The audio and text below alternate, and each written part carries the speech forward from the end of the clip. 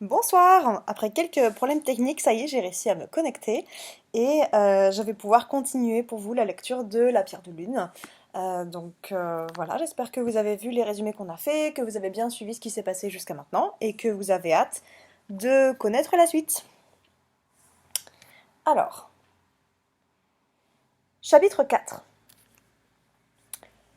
Je regrette vraiment de vous retenir près d'un vieillard assoupi, d'un fauteuil et d'une cour située au soleil, tous objets, je le sais, de mince intérêt. Mais il faut procéder par ordre. Résignez-vous donc à me suivre encore un peu, jusqu'à l'arrivée de M. Franklin Blake, qui n'eut lieu que dans le courant de la soirée. Avant que j'eusse eu le temps de reprendre ma sieste, interrompue par Pénélope, un bruit de vaisselle dans l'office des domestiques m'avertit que leur dîner était servi. Mangeant à part dans ma chambre, je n'avais qu'à leur souhaiter un bon appétit, et je me disposais encore une fois au repos. J'étendais mes jambes, lorsqu'une femme se jeta de nouveau sur moi. Non pas ma fille cette fois, mais Nancy, la fille de cuisine. Elle dut me demander de la laisser passer, car je me trouvais placé sur son chemin.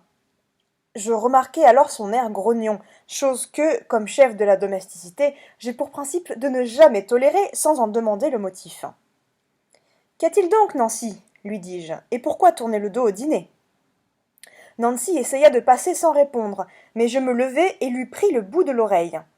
C'est une bonne grosse fille, et j'ai adopté cette petite familiarité pour indiquer que je suis personnellement satisfait d'une des femmes de la maison. Qu'y a-t-il? Répétai-je encore. Rosanna est encore en retard, fut la réponse, et il faut que j'aille la chercher pour le dîner. Tout le gros de l'ouvrage tombe sur mon dos dans cette maison. Laissez-moi aller, monsieur Betteraige. La personne en question était notre seconde housemaid. Elle m'inspirait une sorte de pitié. Vous saurez tout à l'heure pourquoi. Aussi, voyant à l'air de Nancy que cette fille lui parlerait plus rudement qu'il n'était nécessaire, je pensai que, puisque je n'avais rien à faire moi-même, je pourrais bien aller quérir Rosanna et l'engager à être plus exact. Je savais que, venant de moi, cette petite remontrance serait bien accueillie. Où est Rosanna? Demandai-je. Sur le sable, comme de coutume, sans doute, dit Nancy en haussant les épaules. Elle a eu encore un de ses évanouissements ce matin et a demandé à aller prendre l'air. On perd patience avec toutes ces grimaces. Allez dîner, ma fille, lui dis-je. Moi qui me sens de la patience, je vais aller voir après elle. Nancy, qui a un bel appétit, parut très satisfaite. Et lorsqu'elle est contente, elle devient vraiment agréable. Aussi la pris-je sous le menton. Ce n'est point un penchant immoral chez moi, à faire d'habitude. Je pris ma canne et partis donc pour les bancs de sable. Et non, nous ne partons pas encore. Je regrette de vous retenir, mais il faut que vous entendiez l'histoire des sables et celle de Rosanna, par la raison que l'une et l'autre se lient à celle du diamant. En vérité, je fais de mon mieux pour avancer dans ma narration, et toujours je suis arrêté en chemin. Mais les gens et les choses semblent surgir pour vous contrarier, tous veulent être pris en considération. Donc, armez-vous de patience, moi je me hâterai, et je vous promets que vous serez bientôt parvenus au plus épais du mystère. Vous saurez que Rosanna était la seule servante nouvelle de la maison. Environ 4 mois avant les événements que je raconte, Milady étant à Londres, alla visiter une maison de refuge, où l'on s'appliquait à moraliser les femmes sorties de prison pour les empêcher de retomber dans leurs mauvaises habitudes. La directrice, voyant l'intérêt que Milady prenait à l'établissement, lui désigna une jeune fille du nom de Rosanna Sperman, et lui raconta une triste histoire que je n'ai pas le courage de répéter ici, car je n'aime pas, ni vous non plus sans doute, à chercher les impressions pénibles sans nécessité. Bref, Rosanna avait volé, et comme elle n'appartenait pas à cette classe d'escrocs qui montent des compagnies dans la cité pour pratiquer le vol sur une vaste échelle, la loi put l'atteindre, la mettre en prison et ensuite l'abandonner au diable, auquel elle échappa par le moyen de ce fameux refuge. Dans l'opinion de la directrice, en dépit de sa faute, cette fille était une nature exceptionnelle, et il ne lui fallait qu'une occasion pour se montrer digne de l'intérêt qu'une femme chrétienne voudrait bien lui témoigner. Milady, qui était une parfaite chrétienne, dit à la directrice. Cette occasion, je me charge de la fournir à Rosanna Sperman en l'engageant à mon service. Et une semaine plus tard, Rosanna entra dans notre maison comme seconde housemaid. Personne ne sut un mot du passé de Rosanna, à part Miss Rachel et moi. Milady me faisant l'honneur de me consulter sur beaucoup de points, je le fus naturellement sur celui-ci. J'avais pris de feu Sir John l'habitude d'acquiescer toujours à ce que faisait Milady. Aussi n'eus-je pas de peine à être de son avis au sujet de Rosanna Sperman. Jamais personne n'eut une plus belle chance de réformer sa vie passée que cette pauvre fille. Aucun des domestiques ne pouvait la lui reprocher, puisque tous l'ignoraient. Elle touchait ses gages, avait la même liberté que ses compagnes, et souvent un petit mot d'encouragement de Milady donnait en particulier. En retour, je dois dire qu'elle sut reconnaître ses bons traitements. Bien que peu forte et sujette aux évanouissements qui impatientaient Nancy, elle accomplissait sa tâche modestement et tranquillement, sans jamais se plaindre et avec tout le soin possible. Malgré tout cela, elle ne put se faire bien voir des autres femmes de la maison, sauf de ma fille Pénélope, qui fut toujours bonne pour elle, quoique sans intimité. Je ne sais vraiment ce qui offensait de sa part ses compagnes. Elle n'était certes pas belle et ne pouvait exciter leur jalousie. Outre qu'elle était la plus laide d'entre elles toutes, elle avait une épaule plus forte que l'autre. Je crois que ce qui agaçait tant nos domestiques, c'était son silence et ses goûts de solitude. Elle lisait et travaillait dans ses heures de loisir, alors que les autres bavardaient, et quand arrivait son tour de sortie, 9 fois sur 10, elle prenait tranquillement son chapeau et allait se promener seule. Elle ne se disputait ni ne se piquait aisément, mais elle se tenait à distance, obstinément, bien que sans hauteur. Ajoutez-y que, quoique sa mise fût celle d'une domestique, il y avait dans sa personne un je ne sais quoi de vraiment distingué. Cela tenait-il à sa voix ou à l'expression de sa figure? Tout ce que je puis dire, c'est que toutes les femmes tombèrent sur elle dès le premier jour, et fort injustement à mon avis, et déclarèrent que Rosanna Sperman se donnait des airs ridicules. Maintenant que je vous ai raconté l'histoire de Rosanna, je n'ai plus qu'à signaler une des nombreuses bizarreries de cette étrange fille. J'y viendrai après avoir dit quelques mots des sables. Notre maison est située sur la côte du Yorkshire et tout près de la mer. Les belles promenades se rencontrent dans tous les sens, sauf dans un, et ce chemin-là, j'en conviens, est abominable. Il vous mène pendant un quart de mille à travers une chétive plantation de sapins au bord de la plus triste petite baie de la côte que longent des rochers bas et solitaires. Les bancs de sable descendent vers la mer et se terminent par deux pointes de rochers qui s'avancent vis-à-vis l'une de l'autre jusqu'à ce que vous les perdiez de vue dans l'eau. L'un de ces rocs se nomme la pointe du nord et l'autre la pointe du sud. Entre les deux, changeant d'arrière à avant pendant de certains temps de l'année, se trouvent les plus terribles sables mouvants des rives du Yorkshire. À la marée descendante, il se passe dans ces profondeurs inconnues quelque chose d'étrange qui les fait frémir et bouillonner. Et tout ce sable mouvant d'une façon curieuse à observer et qui a donné à ce lieu parmi les gens du pays le nom de sable tremblant. Un grand banc, à un demi-mille de distance, près de l'ouverture de la baie, brise la force de l'océan arrivant du large. Hiver comme été, lorsque le flux couvre les sables mouvants, la mer semble arrêter ses vagues sur le banc, et l'eau envahit silencieusement les sables tremblants, agités seulement d'un long frémissement. Endroit triste et désert, je vous l'assure. Aucune barque ne s'aventure près de là. Les enfants du hameau de pêcheurs, nommé le Cobb's Hall, n'y viennent point jouer, et les oiseaux même du ciel semblent fuir les sables tremblants. Ce qui passe croyance, c'est qu'une jeune femme, ayant 100 promenades agréables à sa disposition et de la compagnie pour se distraire, préfère ce vilain trou et vienne là lire et travailler toute seule. Il n'en est pas moins vrai, expliquez-le comme vous pourrez, que cette jolie retraite était la promenade favorite de Rosanna, sauf lorsqu'elle allait jusqu'à Cobb's Hall pour y voir la seule amie qu'elle posséda dans le pays et sur laquelle nous reviendrons plus tard. Je me mis donc en marche pour rejoindre Rosanna dans le lieu présumé de sa retraite et pour l'envoyer dîner. Nous voici revenus, vous le voyez, au point de départ de mon histoire des sables. Je ne vis aucune trace de la jeune fille sous les sapins.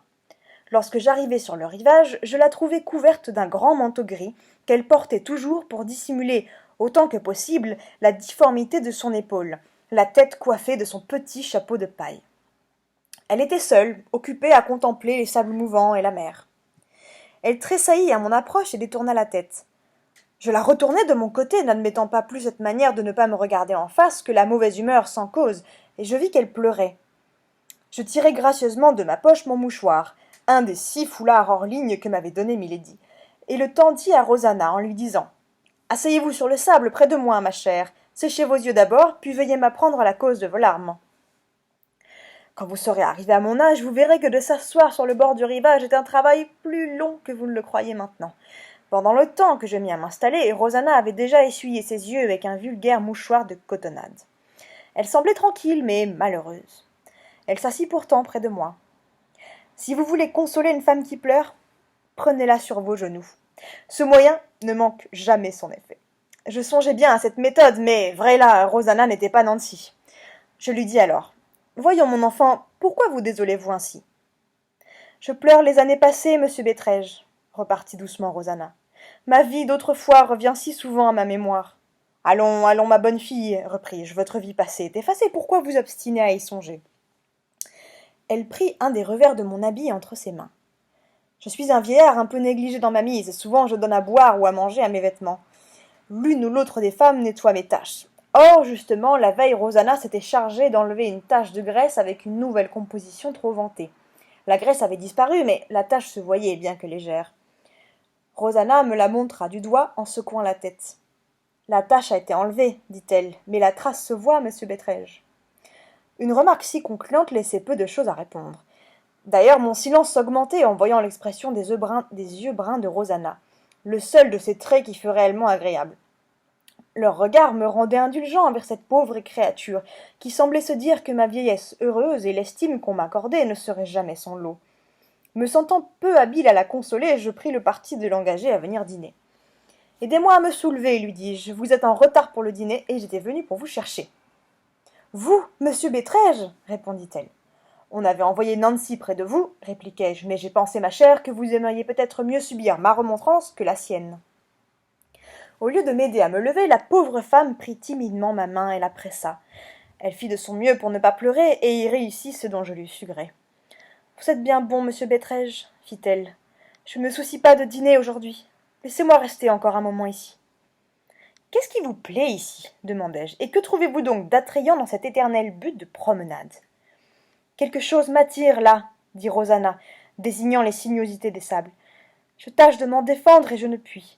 Parfois, ajouta-t-elle à voix basse, et comme effrayée de ses pensées, parfois, monsieur Béträge, je crois que ma tombe m'attend ici. Allez donc dîner, lui dis-je, c'est le rôti de mouton et le pudding qui vous attendent là-bas. Voilà les belles idées, Rosanna, qui sortent d'un estomac vide. Je parlais sévèrement, car je m'indignais à mon âge qu'une jeune femme de 25 ans parlât de sa faim comme prochaine. Elle ne parut pas m'entendre. Sous l'empire d'une sorte de rêverie, Rosanna mit sa main sur mon épaule et me contraignit à rester assis près d'elle. Je crois que ce lieu, poursuivit-elle, a une étrange influence sur moi. J'en rêve toutes les nuits. J'y pense lorsque je travaille. Vous savez, monsieur Béträge, si je suis reconnaissante envers Milady et envers vous, si j'ai cherché à me montrer digne de votre estime, eh bien, je me demande si cette vie n'est pas trop douce, trop unie pour une femme comme moi, après tout ce que j'ai traversé. Je me sens plus isolée au milieu des domestiques, me sachant si différente d'eux, que lorsque je suis seule ici. Milady ne peut le deviner, et la directrice du refuge ne soupçonne pas tout ce que la vue d'honnêtes gens contient de reproches pour une créature tombée. Ne me grondez pas, là, vous serez bien bon. Je fais bien mon ouvrage, n'est-ce pas? Je vous en prie, ne dites pas à Milady que je me déplais ici. Cela n'est pas... Mon esprit est troublé, voilà tout. Tout à coup, sa main quitta mon épaule, et elle montra d'un geste rapide le sable mouvant. Voyez, s'écria-t-elle. N'est-ce pas bien étrange? J'ai vu cela 100 fois, et le spectacle en est aussi nouveau pour moi qu'au premier jour. Je regardai ce qu'elle me désignait. La marée montait et le sable commençait à frémir. Sa large et sombre étendue se souleva lentement, puis se rida et enfin se mit à trembler. Savez-vous ce que cela me représente? Dit Rosanna qui me ressaisit par le bras. Il me semble voir des milliers d'infortunés suffoquant sous le sable, cherchant à remonter, et s'enfonçant de plus en plus dans l'abîme. Jetez une pierre, monsieur Béträge, jetez-la, et voyons le sable l'attirer, puis la couvrir et l'étouffer. En voilà un bavardage malsain pour l'esprit, et tout cela parce que l'estomac vide excite le cerveau. Dans l'intérêt même de cette pauvre enfant, je m'apprêtais à lui répondre d'une façon assez rude, lorsque je fus arrêté net par une voix qui m'appelait par mon nom à travers les sables. « Béträge » criait-on. « Où êtes-vous » ?»« Ici » répondis-je, sans soupçonner qui me hélait. Rosanna sauta sur ses pieds et se mit à regarder du côté d'où partait l'appel. Je me disposais à me lever aussi quand je fus frappé du changement soudain qui s'était opéré sur le visage de la jeune fille. Son teint devint d'un rouge vif, que je ne lui avais jamais vu auparavant. Sa physionomie s'éclaira en quelque sorte d'une surprise inouïe. « Qui est-ce donc » dis-je. Rosanna répéta ma question, se parlant doucement à elle-même. « Oh, qui est-ce » Je me retournai et je regardai derrière moi. J'aperçus venant à nous à travers les collines un jeune gentleman, aux yeux brillants, vêtu d'un costume de couleur fauve, une rose à la boutonnière et avec un sourire qui eût dû désarmer les sables tremblants eux-mêmes. Avant que je pusse me mettre debout, il se jeta sur le sable près de moi, me passa les bras autour du cou et, selon la mode étrangère, me donna une embrassade à m'étouffer. « Mon bon vieux Betteraige, dit-il, je vous dois 7 shillings et 6 pence. Savez-vous maintenant qui je suis ? Le bon Dieu nous bénisse, c'était monsieur Franklin Blake que nous avions sous les yeux 4 heures plus tôt qu'on ne l'attendait. Avant que j'eusse retrouvé la parole, je vis monsieur Franklin, avec l'apparence de la surprise, porter ses regards de moi sur Rosanna. Je suivis ses yeux à mon tour et la considérai. Elle rougissait de plus en plus, sans doute depuis que monsieur Franklin l'envisageait. Puis tout à coup elle se retourna et nous laissa là subitement, en proie à une émotion incompréhensible, sans même faire la révérence au gentleman, ni m'adresser un mot.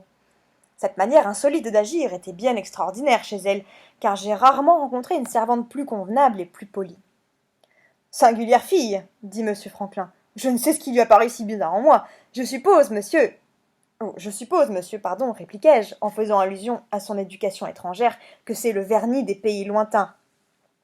Je note ici la question banale de monsieur Franklin, et ma niaise réponse, comme pouvant servir de consolation à tous les gens sans esprit, car j'ai remarqué qu'il y a une certaine satisfaction pour les gens inférieurs à voir qu'en beaucoup d'occasions leurs supérieurs ne déploient pas plus de finesse qu'eux. Or, ni monsieur Franklin avec sa brillante éducation reçue à l'étranger, ni moi avec mon âge, mon expérience et mon esprit naturel, n'eûmes un soupçon de que signifiait la singulière attitude de Rosanna Sperman. Nous ne songions plus à elle, pauvre fille, alors que son manteau gris avait à peine disparu derrière les sables. Que nous importe enfin, direz-vous avec quelque raison. Continuez à me lire aussi patiemment que possible, et peut-être vous plaindrez Rosanna Sperman, comme je la plaignis quand je découvris la vérité. Et ainsi s'achève le chapitre 4 de La Pierre de Lune. On a donc découvert un nouveau personnage, Rosanna Sperman, la housemaid de la maison, et on a enfin fait la rencontre du fameux Franklin Blake. Voilà, j'espère que ça vous a plu. Je publierai un petit résumé pour ceux qui n'ont pas pu voir la vidéo en entier. Et on se retrouve demain à 18h. Léa va vous lire la suite, le chapitre 5. Voilà, bonne soirée à tous, merci d'avoir regardé.